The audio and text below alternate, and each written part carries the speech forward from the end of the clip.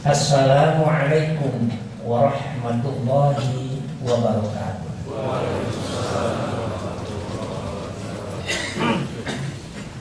Allahu Akbar, Allahu Akbar.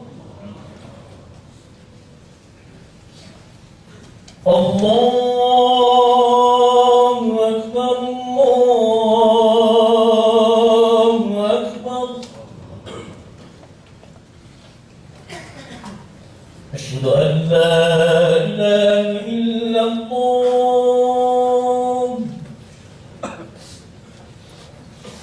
Asyhadu an la ilaha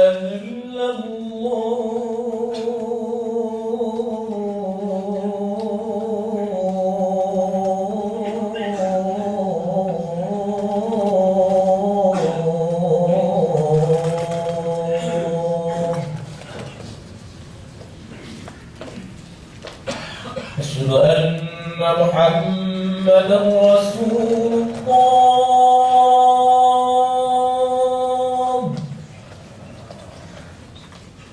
Asyhadu anna Muhammadar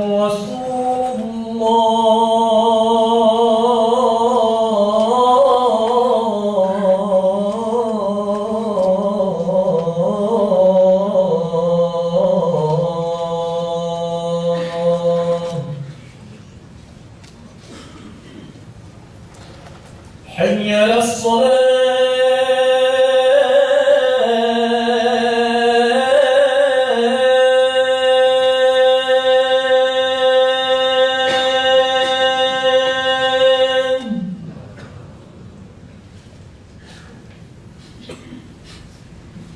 حي على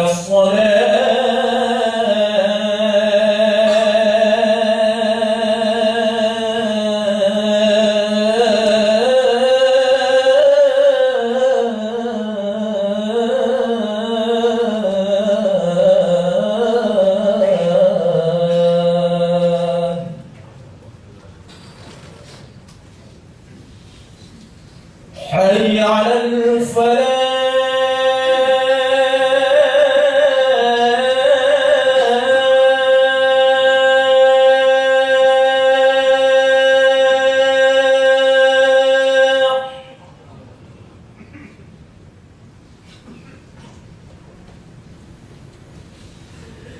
حي على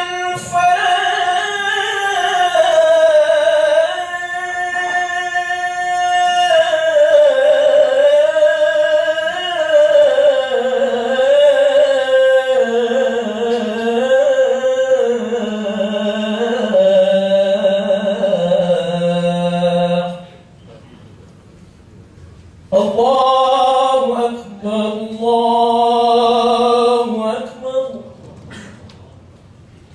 لا إله إلا الله.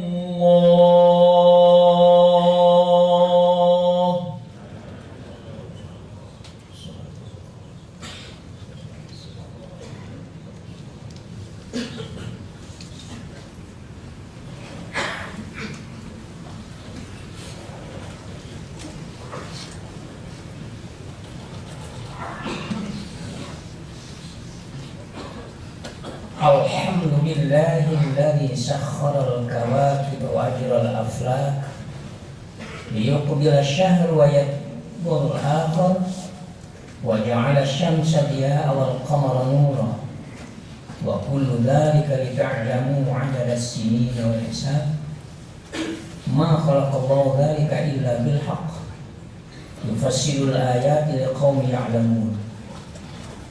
Ahmaduhu subhanahu wa ta'ala wa as'aluhu an yu'ammira qulubana bi mahabbatihi wa an yuwaffiqana li ibadati wa ta'atihi wa natubu ilayhi wa nastaghfiruh wa nas'aluhu at-tawfiqa li kulli ma yuhibbu wa yarda. Asyhadu an la ilaha illallah wahdahu la syarika lah la kufa wa la nidda wa asyhadu anna Muhammadan 'abduhu wa rasuluh wa nabiyyu wa habibu. Allahumma salli ala Muhammad wa ala ali Muhammad kama sallaita ala Ibrahim wa ala ali Ibrahim wa barik ala Muhammad wa ala ali Muhammad kama barakta ala Ibrahim wa ala ali Ibrahim innaka Hamidum Majid. Fa ya ibadallah rahimakumullah, hadani Allah wa iyyakum, usikum wa iyaya bitaqwallah la'allakum tuflihun. Yaqulu ta'ala fil Qur'anil Karim, a'udzu billahi as-sami'il 'alim minasy syaithanir rajim, wa qul i'malu fasayarallahu 'amalakum wa rasuluhu wal mu'minun wa sa'raduna ila 'alimil ghaibi wasyahadah fayunabbi'ukum bima kuntum ta'malun. Shadaqallahu azim. Jamaah para tamu Allah yang dimuliakan Allah, alhamdulillah, mari kita syukuri bersama keberuntungan kita terpilih menjadi manusia. Kemudian setelah jadi manusia terpilih menjadi orang yang dapat hidayah. Dan saat ini kita senang menampakkan, mewujudkan esensi keimanan kita dengan menghadiri berjamaah sholat Jumat. Inilah salah satu bukti yang mudah-mudahan bukti ini menjadi saksi hadapan Allah dan diterima oleh Allah bahwa kita sebagai orang yang beriman kepada Allah Subhanahu wa taala. Tak terasa waktu terus berlalu, setiap saat sebenarnya jatuh umur kita semakin berkurang.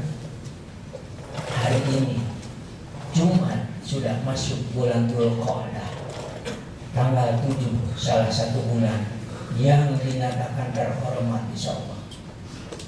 Khatib ingin mengingatkan pada bulan-bulan terhormat yang dipilih 4 bulan itu, kita harus benar-benar waspada, jangan sampai terlibat berbuat maksiat sekecil apapun.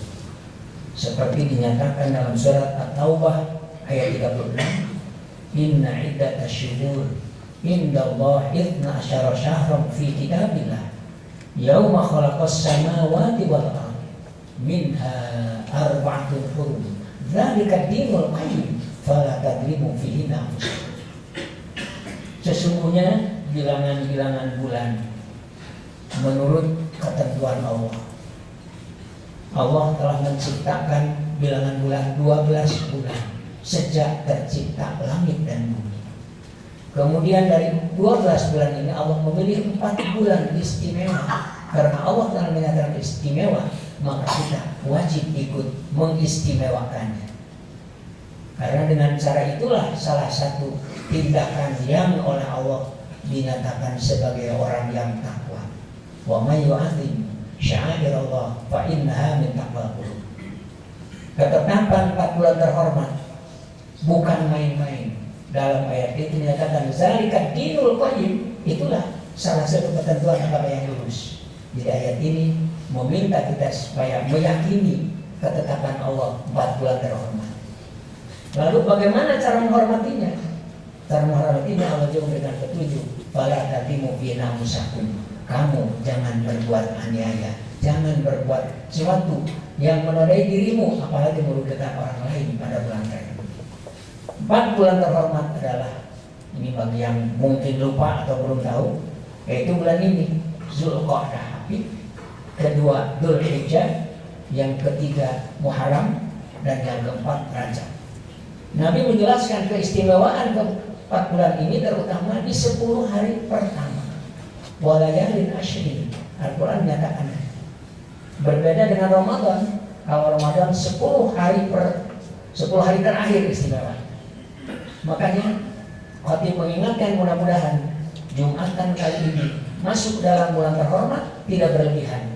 Kita Jumatan juga sekaligus menghormati bulan terhormat yang konon kabarnya nilai ibadah dilipat gandakan di bulan-bulan terhormat ini. Salah satu keterangan menyebutkan bisa dilipat gandakan 70 kali lipat, lebih baik daripada bulan-bulan yang lain. Rasul menganjurkan supaya bulan terhormat ini lebih banyak diisi dengan kegiatan, banyak saum sunat, mengikuti sunnah Rasulullah, itu diantaranya. Kemudian tadi saya katakan kita sudah terpilih sebagai manusia. Sebenarnya sebelum manusia diciptakan ini Allah telah memberikan mandat pengisi bumi ini yang disebut Banul Jan. Maka tidak heran tatkala Allah memberitahu para malaikat, qala rabbuka inni ja'ilun fil ardi khalifah. Tatkala Allah memberitahu, "Hei malaikat, aku akan menciptakan makhluk sebagai khalifah di muka bumi, yaitu anak cucu Adam." Langsung malaikat komplain, "Qala ataj'alu fiha may yufsidu fiha wa yasfiku dima." Tuhan, apakah Engkau akan menciptakan lagi makhluk yang akan menimbulkan hura-hura di muka bumi? Mereka akan terjadi merusak bumi dan terjadi pertumpahan darah, karena sebelumnya dan kemudian seperti itu.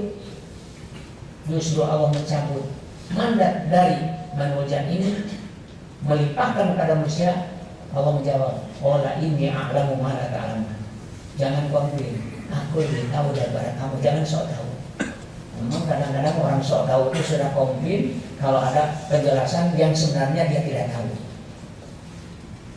Dengan demikian dapat kita simpulkan, sementara kita harus ingat Allah menciptakan manusia ini mempunyai tugas pokok, yaitu pertama hanya sebagai makhluk untuk mengabdi pada Allah.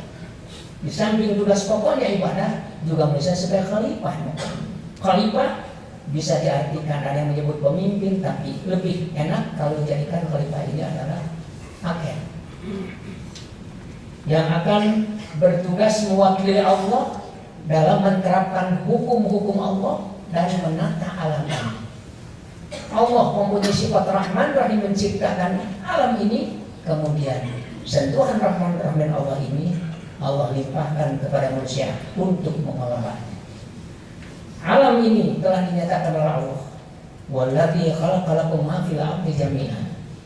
Dia yang telah menciptakan untukmu bumi dengan segala isinya untuk kamu manfaatkan. Maka di dalam surat At-Taubah ayat 105 Allah mengingatkan kepada kita supaya benar-benar kita ini sebagai khalifah yang produk, yang banyak kegiatan, bertanggung jawab mengurus alam semesta ini, dan harus bertanggung jawab kepada Allah sebagai yang menciptakan kita. Maka Allah Subhanahu wa Ta'ala menyiapkan segala kebutuhan manusia secara fisik. Alam ini telah diisi dengan apa yang dibutuhkan manusia. Manusia perlu hidup teratur, maka Allah pun memberikan aturan petunjuk sejak Nabi Adam turun, telah dibimbingnya dengan wahyu. Para talaqqa Adam Rabbi kalimatin, sampai Nabi Adam bisa memperbaiki kesalahan diri karena Allah membimbing dengan petunjuk. Begitulah seterusnya manusia. Tidak dilepaskan manusia begitu saja, maka keliru kalau orang menyebutkan kebetulan. Semua tidak kebetulan dan tidak ada itu. Allah menciptakannya sengaja. Rabbana ma khalaqta hadza batila. Jadi kita ingat, sengaja Allah menciptakan diri kita sebagai makhluk yang terhormat, supaya selalu menjadi hamba yang mengabdi kepada Allah dan punya fungsi sebagai khalifah di muka bumi. Maka kata Allah, silakan kamu berbuat di muka bumi ini. Tapi perbuatan kamu ini harus benar, hati-hati, mengikuti maunya yang memberikan otoritas kepada kamu, yaitu Allah. Kenapa? Ujungnya segala perbuatan kamu akan diminta pertanggungjawaban Allah. Bahkan Allah akan melihat amalmu. Rasul juga memperhatikan amalmu. Begitu pula mukminin akan melihat produk kamu. Setelah itu kamu akan kembali menghadap Zat yang Maha Tahu tentang gaib dan yang nyata. Pada saat kau kembali akan dibeberkan segala perbuatan kamu. Apakah perbuatan kamu sesuai dengan hukum Allah atau tidak? Apakah perbuatan kamu menurut mau nafsu dengan segala ragam kemaksiatan, atau kamu berbuat atas nama Allah, mengharap ridha Allah, dan kamu benar-benar menjadi hamba yang taat kepada Allah, juga fungsi kamu tidak lupa sebagai khalifah di muka bumi. Terjadilah dua posisi, dua sisi yang dijalankan dalam amal ini. Ada kaitan hablum minallah dan hablum minannas. Kemudian Rasulullah SAW mengingatkan kepada kita, karena kita tugasnya adalah sebagai khalifah. Dalam kehidupan kita dituntut harus bekerja. Bekerja ini memerlukan ilmu. Maka Rasul mengatakan, innallaha yuhibbu idza amala ahadukum amalan aifinahu. Allah sangat suka apabila kamu mengerjakan pekerjaan ini, pekerjaan dikerjakan dengan sungguh-sungguh, tidak asal-asal. Pekerjaan ini dikerjakan sesuai dengan aturan, aifinahu. Tidak sama sekali melanggar aturan. Paling tidak, semua pekerjaan kita di muka bumi ini, apapun profesi kita, jangan lupa nilai ibadahnya. Karena sebenarnya mengurus alam semesta sesuai dengan perintah Allah, kalau kita ngurusnya menurut ketentuan Allah, maka akan terjadi ibadah. Barangkali ada baiknya secara sederhana kita buat koordinasi supaya kegiatan kita tidak ada yang sia-sia. Kenapa? Semua kegiatan kita satu nama kertas HP, ucapan lisan, mau tingkah pola, mulai melolos tina kekuasaan Allah harus dipertanggungjawabkan. Maka Rasul melurus kita untuk selalu meluruskan hati, meluruskan niat, menjaga lisan, menjaga perbuatan. Sementara perbuatan manusia ini bisa beragam sesuai dengan keahlian yang dianugerahkan oleh Allah. Tetapi harus fokus semuanya. Keahlian apapun, pekerjaan apapun, ujungnya harus menjadi ibadah. Maka untuk itu para ulama menyimpulkan supaya kegiatan kita menjadi ibadah, salah satunya lah harus dilandasi dengan keimanan dulu. Iman dulu kepada Allah yang menciptakan kita. Tahu dulu tugas kita adalah ibadah. Dan kita juga sadar punya fungsi sebagai khalifah. Kemudian karena kita sebagai khalifah dalam melaksanakan tugas hidup ini tidak boleh semau gue, harus menurut maunya Allah. Karena siapapun yang jadi agen harus tanggung jawab kepada pusat yang memberikan otoritas kepada kita. Kalau bertindakan khalifah, maka sebenarnya manusia tidak dibenarkan melakukan tindakan di muka bumi ini, baik dalam konteks hablum minallah atau hablum minannas, termasuk mengolah alam menurut maunya gue, tetapi harus menurut petunjuk maunya Allah. Inilah yang harus kita lakukan. Maka lahirlah suatu aturan dalam Islam ini, semua pekerjaan supaya jadi ibadah harus benar. Benar itu adalah muwafaqat syar'i, sesuai dengan tuntunan agama, minimal tidak bertentangan dengan aturan Allah dan Rasul. Lalu yang ketiga, ujungnya adalah ikhlas semata-mata karena Allah. Karena itu dalam sebuah definisi tentang Islam, mau tidak mau kita ini harus sampai kepada tingkat ihsan. Bukan hanya iman yang diwujudkan dengan keislaman, tapi dalam mewujudkan iman dan Islam ini harus disertakan pula rasa ihsan, di mana kita berbuat harus merasa berhadapan dengan Allah. Anta juga ka'annaka tarahu, kata Nabi. Fa illam takun tarahu fa innahu yaraka. Bila kamu mengambil pada Allah sebagai sholat ini, harus sampai merasa kita melihat Allah. Kalau tidak bisa, fa innahu yaraka. Yakinnya Allah melihat kita. Saya dan hadirin sedang di hadapan Allah. Begitulah kesadaran kita, baik dalam sholat, di luar sholat, waktu dalam masjid, di luar masjid, sekalipun sedang berolahraga, sedang nonton suatu hiburan, kita harus merasa di hadapan Allah. Lepas kontrol, lepas kesadaran jauh dari Allah, itulah peluang emas bagi setan untuk menjerumuskan kita. Maka sepanjang kita merasa dekat dengan Allah, diawasi oleh Allah, selama itu juga insya Allah perbuatan kita bisa diarahkan dimanapun berada sebagai proyek atau produk ibadah yang diharapkan menjadi pahala di mana. Bukankah Allah Subhanahu wa taala telah berpesan dalam surat Qasas ayat 77 dengan firman-Nya, "Wabtaghi fima ataqallahu daral akhirah." Hendaklah kamu mencari dengan apa yang Allah berikan kepadamu. Allah telah berimu jasad, Allah telah berimu ilmu, Allah telah berimu fasilitas, bahkan kamu telah Allah dianugerahkan punya lapangan kerja. Semua itu harus kamu jadikan sebagai bekal untuk mencari kehidupan di akhirat. Sama dengan pernyataan Rasulullah, cerdaslah orang mukmin yang mampu memfokuskan semua aktivitasnya untuk jadi pahala di akhirat. Rugi benar dan bodoh banget kalau kita banyak kegiatan cuman fokus untuk duniawi, untuk kegiatan akhirat kita lupakan. Tidak boleh terjadi seperti itu. Walatan sanasibaka minad dunya. Lalu jangan lupa apa bagianmu dari dunia. Silahkan kamu ini bekerja dengan sungguh-sungguh atas nama Allah supaya dapat pahala, tapi kamu hirap bagian lain. Renungkan ini katanya untuk akhirat wabtaghi, tapi untuk dunia walatan hanya 3 Apa maksudnya? Karena di dunia ini tidak perlu repot-repot. Tanpa kita bekerja pun Allah sudah menyediakan. Mana contohnya? Mari kita renungkan. Saat kita lahir kita belum bisa apa-apa. Allah Subhanahu wa taala tanggung jawab memberi kita. Langsung Allah mengeluarkan ASI pada payudara ibu kita.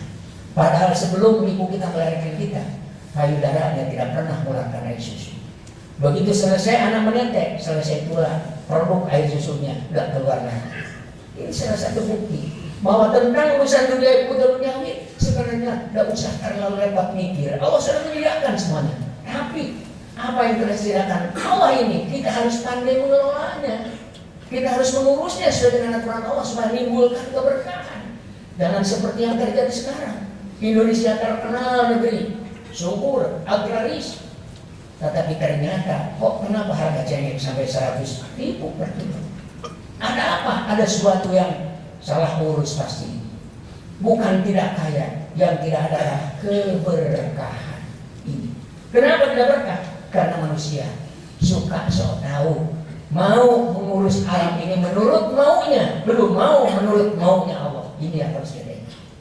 Makanya ayat selanjutnya, wa ahsin kama ahsanallahu ilaik. Dalam mengelola alam ini, dalam berbuat di muka bumi ini, kamu harus berbuat seperti Allah telah baik kepada kamu. Wala tabghil fasad fil ardh. Sekali-kali kamu jangan membuat keonaran, kerusakan di muka bumi.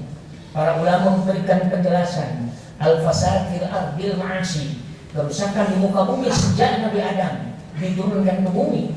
Berulang kali beberapa generasi rusaknya bumi ini hancur akibat ulah manusia yang maksiat. Maksiat karena melalaikan perintah Allah, maksiat karena melanggar larangan Allah. Pasti akan terjadi kerusakan.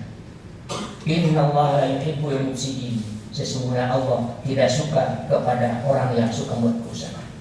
Maka dalam surat Jum'ah ayat 10 Allah Subhanahu wa taala mengingatkan kita supaya kita sukses dalam melaksanakan tugas hidup dunia ini dengan petunjuk praktis seperti ini. Mudah-mudahan petunjuk ini akan kita laksanakan untuk mencapai kebahagiaan kita hidup dunia dan akhirat. Apa kata Allah? A'udzubillahi samil alim minasyaitonir rajim. Fa idza qudiyatis shalah fantashiru fil ardh wabtaghu min fadlillah wadhkurullaha katsiran la'allakum tuflihun. Apabila kamu selesai melaksanakan tugas sholat, jadi yang pertama ingat manusia sebagai makhluk untuk mengabdi kepada Allah, ibadah yang paling kuat adalah sholat.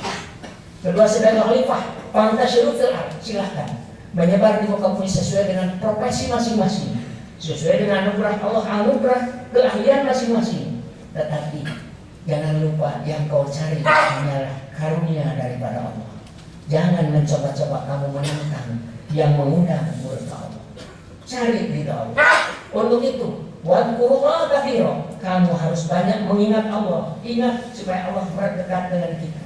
Ingat kepada petunjuk ilahi. Ingat pada larangan Allah. Dan sering-seringlah menyebut asma Allah. Sering-seringlah berdoa kepada Allah, minta pertolongan dan minta bantuan. La'allakum tuflihun. Pasti kamu sukses. Mudah-mudahan kita sukses sebagai hamba Allah, tukang ibadah. Wa ma khalaqtul jinna wal insa illa liya'budun. Dan kita sukses pula sebagai khalifah. Barakallahu lakum bil ayatil hakim wa taqabbalallahu minna wa minkum tilawatan bisyu'ali. Aqulu qawli hadza fastaghfirullaha innahu ghafurur rahim.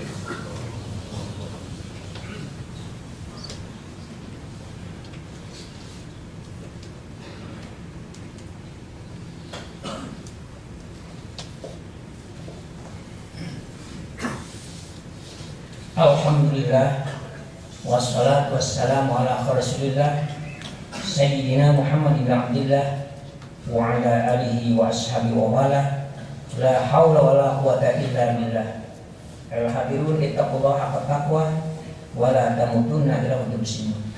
Kalau boleh kita simpulkan dari pertama, maka kegiatan apapun yang kita lakukan di muka bumi ini harus ingat, harus dijadikan produk ibadah. Seperti kita kerja di Telkom, jangan hanya seleri yang kita beli, tapi mudah-mudahan pahalanya lebih besar daripada gaji yang kita terima tiap bulan.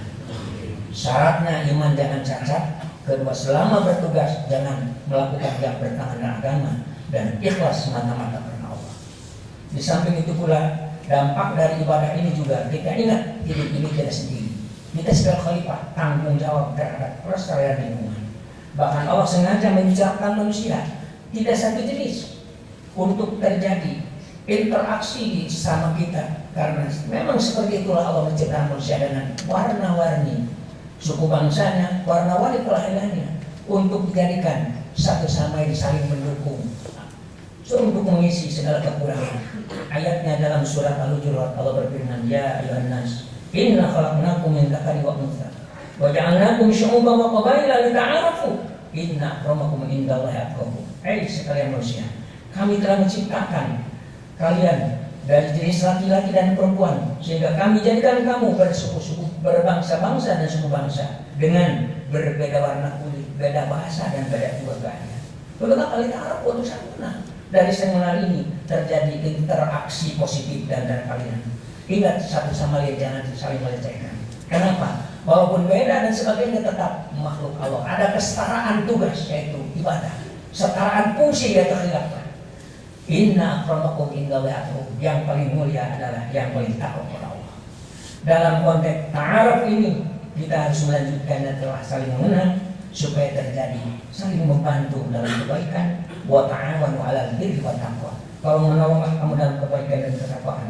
Karena manusia sebagai makhluk sosial tidak bisa memenuhi kebutuhan sendiri karena keahliannya juga terbatas. Tapi orang lain ada punya keahlian lain yang kita tidak mampu. Makanya di situ kita harus melakukan kalau menolong. Wala ta'awanu 'alal itsmi wal 'udwan. Sekali-kali kamu hati-hati jangan sampai saling membantu dalam berbuat maksiat. Dan jangan pula kalau menolong untuk saling bermusuhan. Wattaqullah, bertakwa kepada Allah. Maka sangat keliru kalau terjadi ada pimpinan dunia yang mengajak rekan-rekannya untuk menggempur suatu negeri yang lain bertentangan dengan Allah. Maka mudah-mudahan semua manusia yang punya niat tidak baik, ingat ini, Allah menciptakan bukan untuk saling gempur, tapi lita'arafu, untuk yang menolong. Maka sungguh tidak pada tempatnya kalau mereka mengajak mengempur suriah sekarang kita. Kita harus berusaha mohon kepada Allah supaya niat tidak baiknya urung oleh Allah berikan hidayah. Karena bagaimanapun persoalan ini tidak bisa diselesaikan kekerasan. Yang paling aman minta pertolongan kepada Allah supaya selamat kita semuanya. Sekali lagi kita sebagai hamba Allah untuk beribadah dan kita berfungsi sebagai khalifah. Jangan sekali-kali kita buat keonaran kerusakan bumi dengan melanggar aturan Allah. Akhirnya kita sadar atas segala kekurangan dan kelemahan kita. Kita banyak sekali keliru, bahkan mungkin kita masih zalim kepada diri sendiri. Maka lebih baik jujur kita akui, Rabbana zalamna anfusana wa illam taghfir lana wa tarhamna lanakunanna minal khasirin. La ilaha illa anta subhanaka inni kuntu minadh dhalimin. La ilaha illallah wa astaghfirullah li dhanbi wa lil mu'minin wal mu'minat. Allahumma ighfiril muslimin wal muslimat wal mu'minin wal mu'minat al ahya'i minhum wal amwat. Allahumma arinal haqqa haqqan warzuqna ittiba'ah wa arinal batila batilan warzuqna ijtinabah. Rabbana ighfir lana dzunubana wa israfana fi amrina wa tsabbit aqdamana wansurna 'alal qawmil kafirin. Rabbana atmim lana nurana waghfir lana innaka 'ala kulli syai'in qadir. Rabbana atina min ladunka rahmah wa hayyi lana min amrina rasyada. Rabbana atina fid dunya hasanah wa fil akhirati hasanah wa qina adzabannar. Wa adkhilna jannata ma'al abrar ya aziz ya ghaffar ya rabbal alamin ya arhamar rahimin ya arhamar rahimin ya arhamar rahimin. Ibadallah, innallaha ya'muru bil 'adli wal ihsan wa ita'i dzil qurba wa yanha 'anil fahsya'i wal munkari wal baghi ya'izukum la'allakum tadhakkarun. Wa la dzikrullahi akbar. Astaghfirullah wa lakum wa li jami'il muslimin innahu huwal ghafurur rahim.